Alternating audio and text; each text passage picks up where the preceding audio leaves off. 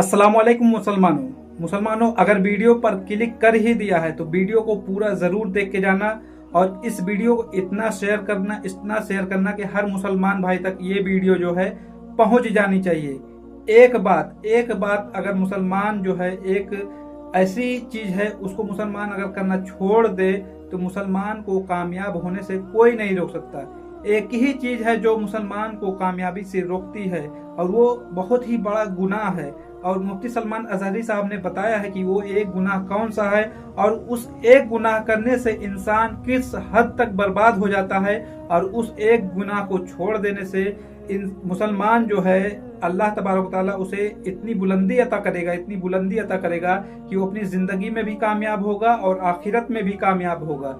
तो ये बयान सुन लेते हैं मुफ्ती सलमान अजहरी साहब का, जो मैं स्क्रीन पर लगाने जा रहा हूँ। वीडियो को आखिर तक जरूर देखना और इस वीडियो को कम से कम 1-2 लोग को जरूर शेयर करना। इससे जो है आपको सवाब जारिया जो है मिलेगा, जो है कि आपको सवाब मिलेगा, क्योंकि एक ऐसा गुनाह है जो कि कम ज्यादा मुसलमान करते हैं तो उसका जो है उनको मालूम नहीं रहता, लेकिन जब ये बयान आप उनको सुनवा दोगे तो उस गुनाह से जो है तौबा कर लेंगे और अल्लाह तबारक ताला उसका सवाब, उसका अज्र आपको भी देगा। तो चलिए सुन लेते हैं मुफ्ती सलमान अजहरी साहब को।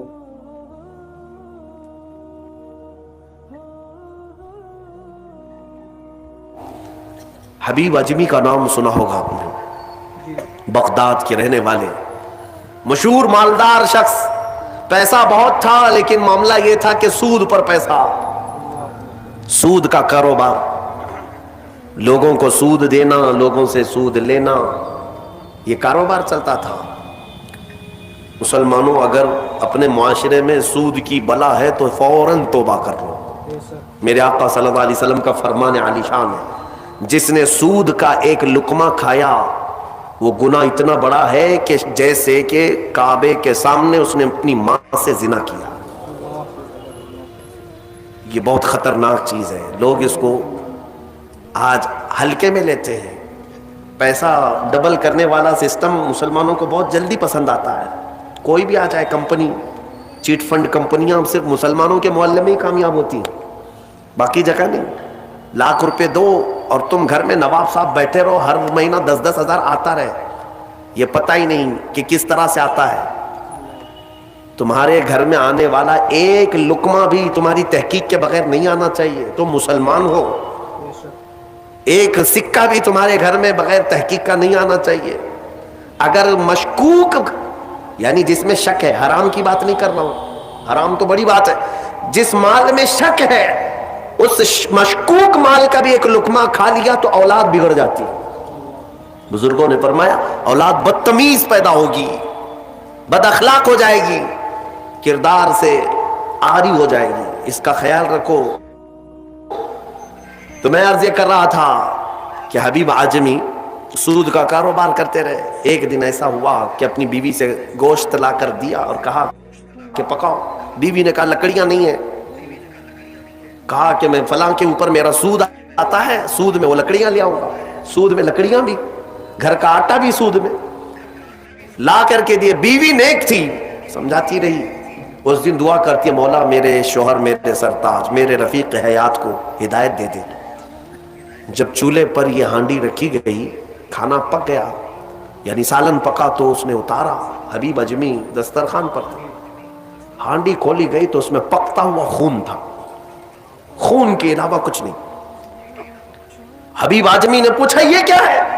बीवी ने कहा जब लोगों का माल सूद में ला करके दोगे तो अल्लाह ताला तुम्हें दुनिया में ही खून खिला रहा है, आखिरत में क्या अजाब होगा।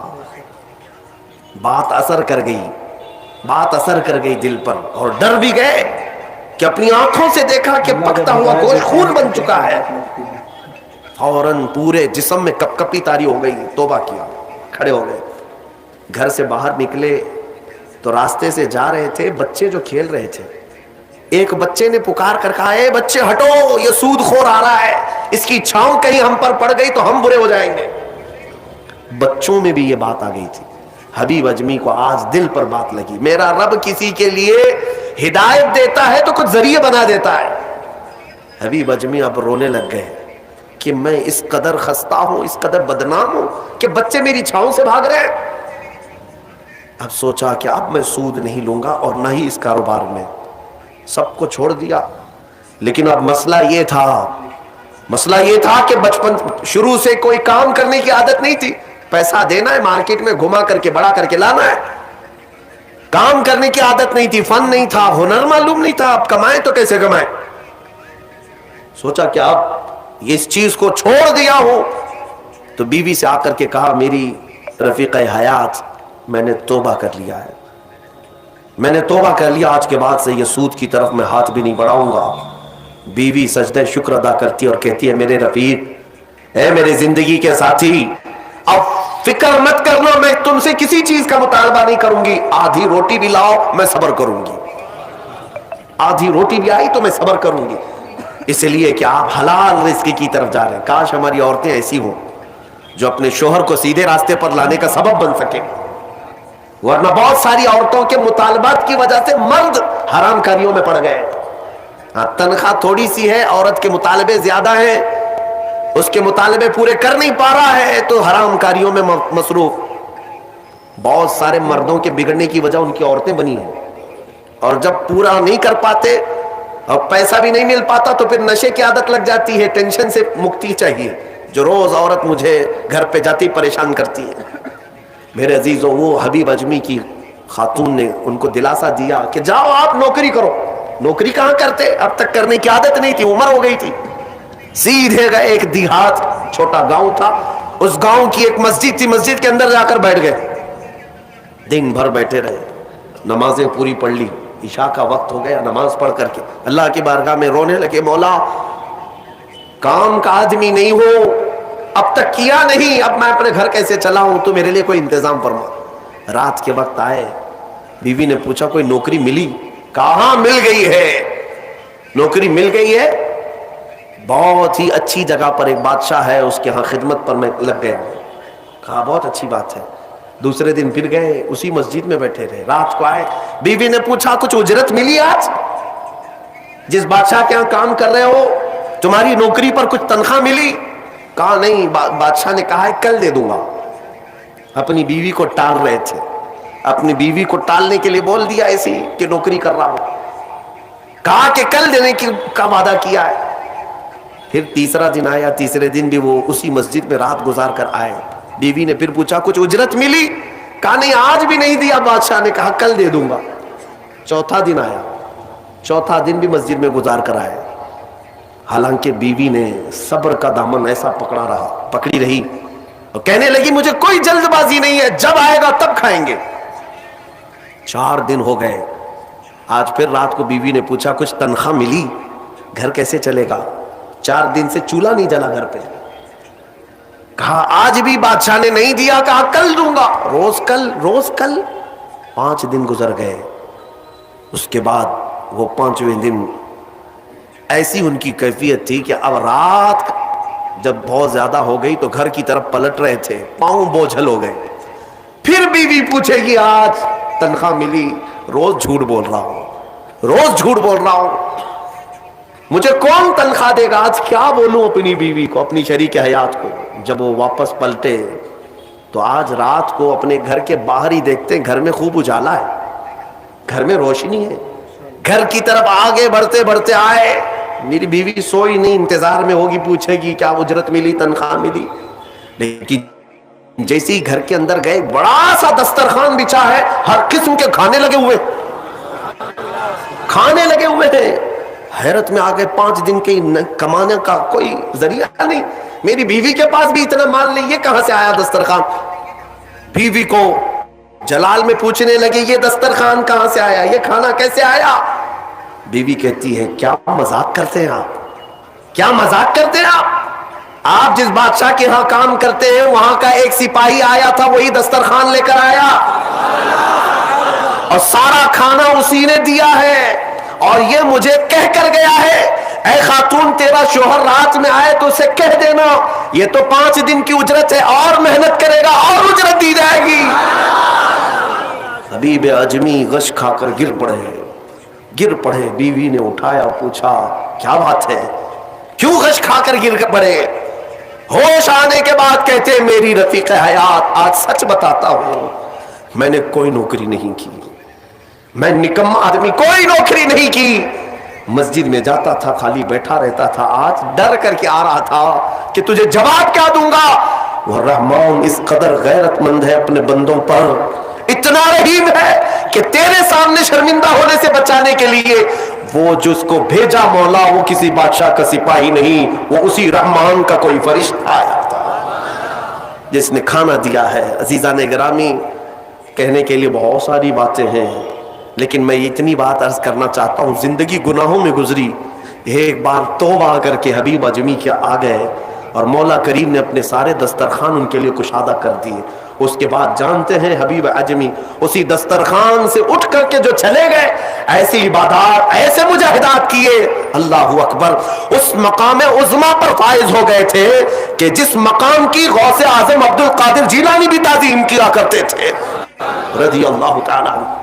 میرے عزیز و حبیب اعجمی اللہ کی بارگاہ میں وہ مقبول تھے کہ حضرت فضیل بن عیاض ایک دن ان کے پیچھے مغرب کی نماز پڑھنے کے لیے آئے.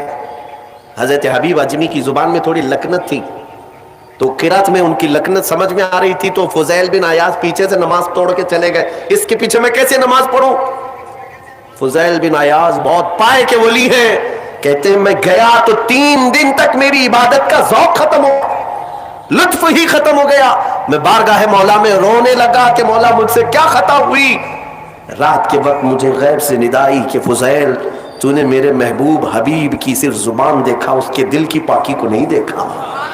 وہ اللہ کی بارگاہ کا مقبول ہے, جب چھوڑ دیتا ہے پچھلی چیزیں وہ رحمان اتنا محبوب بناتا ہے, اتنا محبوب. میں نے ابھی ایک چیز پڑھی تھی, بغداد میں ایک شخص تھا, بڑے پیسے والا تھا, بہت پیسے والا تھا, اور ہر گناہ عادت تھی اس کی. پیسے والوں کی اکثر یہ چونچلے ہوتے ہیں کہ وہ سوچتے ہیں کہ عیاشی میں کہاں میں پیسے لگاؤں. شراب پیتا تھا, خوب عیش, جوا میں پیسے لگتے تھے, روز نئی عورتوں کے ساتھ اس کی صحبتیں, یہ اس کا مزاج تھا تو مسلمان, پیسہ زیادہ ہونے کی وجہ سے ایک غلط سنگت میں غلط عادتوں کا مالک. اس شخص کی عادت یہ تھی کہ روز ایک نیا گناہ کرتا تھا اور ڈائری بنایا ہوا تھا, اس میں سب لکھ بھی دیا کرتا تھا. آج میں نے اتنے پیسے کا جوا کھیلا, آج میں یہ فلاں شراب پی ہے, آج میں نے ان لڑکیوں سے زنا کیا ہے, آج میں فلاں جگہ یہ کیا. سب جو کرتوت ہوتے تھے سب ڈائری میں لکھتا تھا. اتنی بڑی ڈائری بھی بن گئی. ایک دن ایسا ہوا کہ گزر رہا تھا بازار سے, ایک خاتون کو دیکھا جو حسین تھی اور مجبور نظر آ رہی تھی. اس کے پاس گیا, کہا کیا چیز ہے؟ اس نے کہا مجھے مال کی ضرورت ہے. اس نے کہا چل میرے گھر, میری خواہش پوری کر, میں تجھے جتنا چاہیے وہ دے دیتا ہوں. وہ عورت چلی آئی ساتھ میں, وہ عورت آ گئی. جب یہ نوجوان جو بغداد کا بڑا پیسے والا مالدار رات کے وقت اپنے بستر پر آیا اور اس خاتون کو کہا کہ آجا ہم دونوں تنہا ہیں, وہ عورت رات کے وقت سو تو گئی لیکن اس کا پورا جسم پیلا پڑ گیا, اس کا چہرہ پیلا اور ہاتھ پیر کانپنے لگ گئے. یہ نوجوان اٹھ کر کھڑا ہوا, کہا کہ ڈر رہی ہے تو کسی بات سے, تیرے جسم کی یہ زردی کس بات کی؟ وہ خاتون کہتی ہے نہیں کوئی بات نہیں. پھر اس نے کہا ڈر مت, اس محل میں کوئی نہیں آئے گا میری اجازت کے بغیر, یہ سب پوری میری پراپرٹی ہے, یہ میری شہنشاہیت ہے یہاں پر. اس خاتون نے کہا ہاں یہ تو میں دیکھ رہی ہوں, لیکن مجھے ڈر اس بات کا ہے کہ وہ رحمان مجھے دیکھ رہا ہے, اس کے سامنے میں کیسے ننگی ہو جاؤں. میں نے آج تک یہ گناہ نہیں کیے, میں پیشہ ور عورت نہیں ہوں. وہ کہتی ہے میں ایک بیوہ عورت ہوں, میرے 3 بچے ہیں, 4 دن سے بھوکے ہیں. میں روز انہیں تسلی دیتی ہوں کہ مجھے بازار میں کچھ کام مل گیا تو میں اجرت لا کر کے تمہیں کھلا دوں گی. مجھے کوئی نوکری نہیں دیتا, اور آج میں مجبوراً بازار میں کھڑی تھی, تو مجھے مل گیا. میں اپنے چھوٹے بچوں کے, یتیم بچوں کی بھوک کو ختم کرنے کے لیے تیرے گھر آ گئی, لیکن جب بستر پر سوئی تو مجھے خوف ہونے لگا کہ میرا رب دیکھ رہا ہے. میں نے آج تک جسم کو ننگا نہیں کیا. وہ ڈری ہوئی عورت تھی, پاکیزہ عورت تھی. جب اس کی زبان سے یہ جملے نکلے تو یہ جو نوجوان تھا, جو گنہگار تھا, وہ کھڑا ہو گیا, کہا اے خاتون اٹھ جا, بستر سے اٹھ جا. اور اس کے بعد کہتا ہے دیکھ میں تجھے بتاؤں میرے پاس کیا کیا ہے. اس زمانے کی جو سواریاں تھی, گھڑیاں تھی, سب میرے پاس, بڑا بنگلہ, بڑی جائیدادیں, ہر طرح کے کھانے, سونے چاندی زیورات, سب میرے پاس. مولا نے مجھے بہت کچھ دیا لیکن آج تو نے مجھے دل دیا, آج تو نے میرے دل کو جھنجھوڑا. میرے پاس اتنی نعمتیں ہونے کے باوجود میں اب تک ڈرا نہیں اللہ سے, اور تیرے گھر میں کھانے کو ایک لقمہ بھی نہیں, پھر بھی تو اللہ سے ڈر رہی ہے. مجبور ہونے کے باوجود تو ڈر رہی ہے اللہ سے. اس خاتون نے کہا کہ اے نوجوان, مجبور ہو, امیر ہو یا غریب ہو, سب کا بادشاہ وہی ہے, حساب سب سے برابر لے گا. اس خاتون کو بہت سارے پیسے دے کر کے اس نوجوان نے رخصت کیا اور کہا جا تیرے بچوں کو کھلا, آج کے بعد کبھی بازار میں بھیک مت مانگنا, اور میں سمجھتا ہوں میرے گناہوں کا کفارہ ہے کہ میں تیری مدد کر دیا, تو باہر نہ آ. اور اس خاتون کو بھیج دیا. آج اس کو احساس ہوا اب تک کیسی زندگی گزارتا رہا, اس عورت نے مجھے جھنجھوڑ دیا ہے, جھنجھوڑ دیا ہے. رات کو مصلی بچھایا اور اللہ کی بارگاہ میں کھڑے ہو کر کہنے لگا مولا بہت گناہ کر چکا ہوں, بہت گناہ کر چکا ہوں, پورا جسم داغدار ہے, کیا مجھ جیسا آدمی بخشے جانے کے قابل ہے؟ کیا مجھ جیسا آدمی معاف کیے جانے کے قابل ہے؟ رویا جا رہا تھا اور اس کے بعد وہ سر اٹھا کر کہتا ہے اے رب, اے رب, میں نے اتنے گناہ کیے کہ لکھتے لکھتے میری ڈائری بھر گئی ہے, بک بھر گئی ہے. پھر تیرے پاس جو فرشتے ہیں نامہ اعمال لکھنے والے, انہوں نے کتنا. اور اس کے بعد ہاتھ جوڑ کر کہتا ہے رحمان, اپنے دربار میں میں اتنی بات عرض کرتا ہوں, اگر میں بخشے جانے کے قابل ہوں تو مجھے معاف کر, یا تو پھر آسمان سے آگ بھیج کر کے مجھے ہلاک کر دے, مجھے ختم کر دے مولا, میں بہت داغدار ہوں, بہت داغ دھبے لگا دیے. وہ روتے روتے روتے تھک گیا اور اس کے بعد اٹھتا ہے. توجہ, گھر کے اندر جا کر آج سچی توبہ کیا تھا.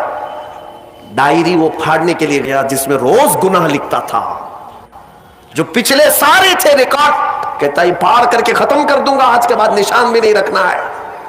جب وہ اپنے کمرے میں آیا, اس ڈائری کو اٹھایا جو برسوں سے لکھ رہا تھا, وہ حیرت سے ڈوب گیا اس بات پر کہ جب وہ ڈائری اٹھایا تو دیکھتا ہے پورے اوراق سفید ہے, لکھا کچھ نہیں, ایک حرف بھی لکھا ہوا نہیں ہے. ورق پلٹتا گیا, پلٹتا گیا, پلٹتا گیا, کچھ نہیں ہے.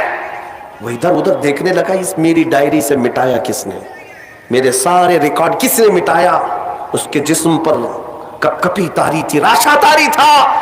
رات کا وقت تھا, غیب سے ندائی, اے بندے, جب کوئی پوری دنیا کو میرے لیے ترک کرتا ہے تو میں اس کے گناہوں کو بھی مٹا دیا کرتا ہوں.